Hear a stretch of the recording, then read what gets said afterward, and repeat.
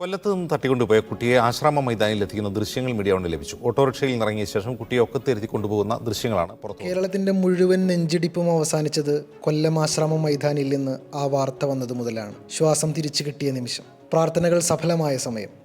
ആ മൈതാനിയിലാണ് 62ാം സ്കൂൾ കലോത്സവത്തിന്റെ പ്രധാന വേദി ഉയർന്നത്. കലയുടെ കേളികൊട്ടിന് കൊല്ലത്തിന്റെ രാപ്പകലുകൾ സാക്ഷ്യം വഹിക്കുമ്പോൾ ആ കുഞ്ഞുമോളെയും ആരും മറന്നില്ല. പ്രധാന വേദിക്ക് ചന്തമൊരുക്കാൻ തീരുമാനിച്ചപ്പോൾ കാരിക്കേച്ചറായി അവളുമുണ്ട്. പേടിച്ചുള്ള മരച്ചോട്ടിൽ ഇരിപ്പല്ലാതെ പുഞ്ചിരിച്ചുള്ള ഇരിപ്പ്. ഇത് വരയ്ക്കാനുണ്ടായ കാരണം നമ്മുടെ ആശ്രാമ മൈതാനത്ത് വരുന്ന എല്ലാവരും, അതായത് കാസർഗോഡ് നിന്ന് വരെ ആൾക്കാർ എത്തുന്നുണ്ട്. ഇപ്പോഴത്തേക്കും ഈ 2-3 മാസം മുമ്പ് നടന്ന ഒരു സംഭവമാണ്. അതും ഇതിനകത്ത് വരണമെന്ന് എൻ്റെ ഒരു മനസ്സിലുണ്ടായി. അതാണ് ഞാൻ ഇതിനകത്ത് പകർത്താനുണ്ടായ കാരണം. പ്രധാന വേദി ഒന്ന് കളറാക്കണമെന്ന് സംഘാടക സമിതിക്ക് ആഗ്രഹം. എന്തൊക്കെ ചെയ്യാമെന്ന് ചിന്തിച്ചപ്പോഴാണ് കൊല്ലം തീമായി ചിത്രങ്ങൾ വരയ്ക്കാമെന്ന് തീരുമാനിക്കുന്നത്. അങ്ങനെയാണെങ്കിൽ ആര്? പക്ഷേ ഈ ചോദ്യത്തിന് പ്രസക്തി ഉണ്ടായിരുന്നില്ല. ചിത്രകലാധ്യാപകർ റെഡിയായി മുന്നിൽ വന്നു. തിരുവനന്തപുരം, കൊല്ലം, ആലപ്പുഴ, പത്തനംതിട്ട തുടങ്ങി വിവിധ ജില്ലകളിലെ സ്കൂളുകളിലെ ചിത്രകലാധ്യാപകർ ആശ്രാമ മൈതാനിയിലേക്ക്. 30-ൽ പരം അധ്യാപകർ ബ്രഷും ക്യാൻവാസുമായി ഒരുങ്ങിയിറങ്ങി. സംസ്ഥാന സ്കൂൾ കലോത്സവ മുഖ്യവേദിയായ ഈ ആശ്രമ മൈതാനത്ത്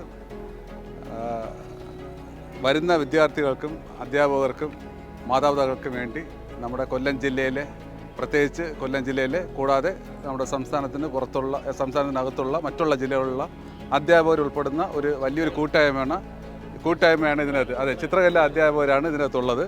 പ്രത്യേകിച്ച് കൊല്ലം ജില്ലയിലുള്ള ചിത്രകലാ അധ്യാപകരാണ്.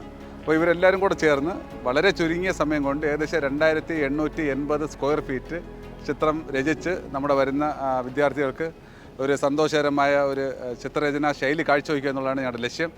ഇത് ബാക്ക്ഗ്രൗണ്ട് സാർ കാണുന്ന പോലെ അങ്ങനെ വൈറ്റ് ബാക്ക്ഗ്രൗണ്ടിൽ നമ്മുടെ ഈ അധ്യാപകരെല്ലാവരും കൂടെ ചേർന്നിട്ടാണ് ഔട്ട്ലൈൻ ഇട്ടതിന് ശേഷം നമ്മുടെ തന്നെ അധ്യാപകർ സ്പ്രേ പെയിൻറ് കൊണ്ടാണ് ചെയ്യുന്നത്.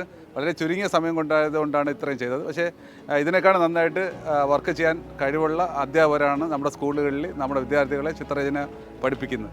അപ്പം വരുന്ന എല്ലാ വിദ്യാർത്ഥികൾക്കും ഒറ്റ ദിവസം കൊണ്ടാണ് നമ്മുടെ എല്ലാ അധ്യാപകരും ഇത് ചെയ്തു തീർക്കുന്നത്. ഈ ആശയം എല്ലാം ഉൾപ്പെടുത്തിയിരിക്കുന്നത് നമ്മുടെ കൊല്ലത്തിലുള്ള, പ്രത്യേകിച്ച് നമ്മുടെ കലാപരമായിട്ടുള്ള സാംസ്കാരികപരമായിട്ടുള്ള കാര്യങ്ങളെ ഹൈലൈറ്റ് ചെയ്തുകൊണ്ടാണ് ഈ ഒരു ചിത്രരചന ശൈലി ഞങ്ങൾ രൂപപ്പെടുത്തിയത്.